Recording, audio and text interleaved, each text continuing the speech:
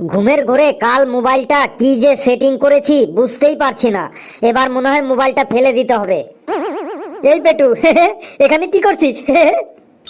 মেজাজটা খারাপ করিস না আমার, মোবাইল দিয়ে বাড়ি মারবো কিন্তু। মোবাইল দিয়ে বাড়ি মারলে তো তোর মোবাইলটা ভেঙে যাবে।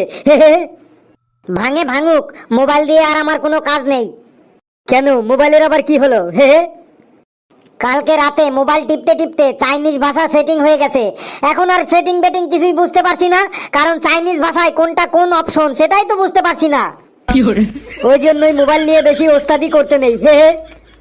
কি রে পেটু, কি করছিস এখানে?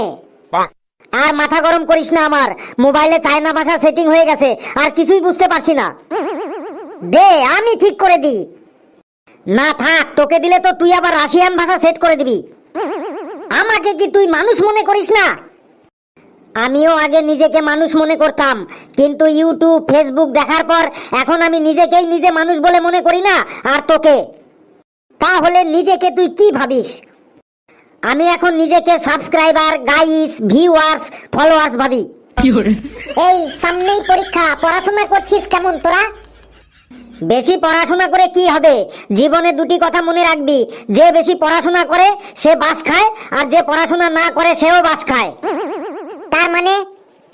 তোর বেশি মানে বুঝতে হবে না। আমার আবার হয়েছে এক জ্বালা, ঘুমানোর চাপে পড়তে পারি না, আর পড়ার চাপে ঘুমাতে পারি না। আমি একবার এক জ্যোতিষীকে হাত দেখিয়েছিলাম। জ্যোতিষী বলেছিল তোর পায়ের তলায় অনেক ধন সম্পত্তি থাকবে। জ্যোতিষীর কথা মিলেছে তোর? কথা তো মিলেছে, কিন্তু ওই ধন সম্পত্তি কিছুই আমার না। তার মানে? সেটা তো বুঝলাম না। তোর পায়ের নিচে ধন সম্পত্তি আর সেগুলো তোর না, তার মানে? তার মানে হলো আমরা এখন যে নতুন দোতলা বিল্ডিং এ ভাড়া থাকি তার নিচের তলায় একটা ব্যাংক আছে। জ্যোতিষীর কথা মতো ধন সম্পত্তি সবই পায়ের নিচে, কিন্তু কিছুই আমাদের না। আমি একটা বিজনেস করব ভাবছি, কিন্তু ফর্মুলাটাই শুধু পাচ্ছি না। ফর্মুলাটা পেলেই বিজনেস শুরু করব। কিসের ফর্মুলা? বিজনেস করতে আবার কিসের ফর্মুলা লাগে? আগে শোন, কিসের বিজনেস? কিসের বিজনেস বল? দুধের বিজনেস করব, কিন্তু কত কেজি দুধে কত কেজি জল মেশাবো সেই ফর্মুলাটাই পাচ্ছি না। ওটা পেলেই বিজনেস শুরু করব। তুই ঠিকই বলেছিস গেদু, বিজনেস শুধু করলেই হবে না, এতে অনেক কায়দা আছে, অনেক ফর্মুলা আছে। কিছু কিছু কায়দা দেখলে আমার মাথা খারাপ হয়ে যায়। কি কায়দা দেখে তোর মাথা খারাপ হয়ে যায় শুনি? সেদিন টাউনে গেছিলাম রেস্টুরেন্টে খাওয়ার জন্য। রেস্টুরেন্টের সামনে গিয়ে দাঁড়ালাম, দেখলাম 3টে দরজা। 1 নম্বর দরজায় লেখা আছে বাঙালি খাবার, 2 নম্বর দরজায় লেখা আছে ইংলিশ খাবার, আর 3 নম্বর দরজায় লেখা আছে চাইনিজ খাবার। ভাবলাম বাঙালি খাবার তো অনেক খেয়েছি, টাউনে এসে একবার চাইনিজ খাবার খাই। তারপর 3 নম্বর দরজা দিয়ে যেই ঢুকলাম, ঢুকে দেখি আবার 2টো দরজা। 1 নম্বর দরজায় লেখা আছে বাড়ি নিয়ে খাবেন, 2 নম্বর দরজায় লেখা আছে এখানে বসে খাবেন। আমি তো ভাবলাম এখানে যেহেতু এসেছি এখানে বসেই খাবো, তাই আমি 2 নম্বর দরজা দিয়ে ঢুকলাম। ওই দরজায় দিয়ে যেই ঢুকে দেখি আবার 2টো দরজা। 1 নম্বর দরজায় লেখা আছে এসি, আর 2 নম্বর দরজায় লেখা আছে নন এসি। তারপর আমি তো কোনোদিন এসিতে বসে খাইনি, তাই ভাবলাম আজ এসির হাওয়াতে বসে বসে খাবো। তাই 2 নম্বর দরজা দিয়ে ঢুকলাম। ঢোকার পরে দেখি আবার 2টো দরজা।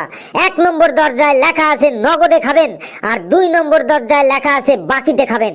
আমি তো ফাও খাওয়ার একটা চান্স পেয়ে গেলাম। ভাবলাম খেয়ে বাড়ি চলে আসবো, আর টাকা দেব না, আমাকে কেই বা চেনে।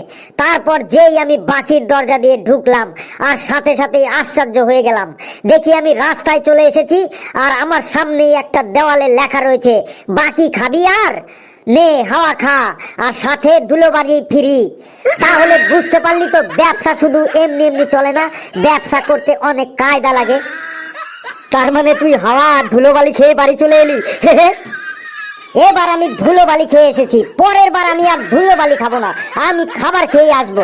বন্ধুরা, ভিডিওটি কেমন লাগলো আপনারা কমেন্টসে জানাবেন, আর ভিডিওটি ভালো লাগলে লাইক করবেন, শেয়ার করবেন, চ্যানেলটিকে সাবস্ক্রাইব করবেন। সকলে খুব খুব ভালো থাকবেন।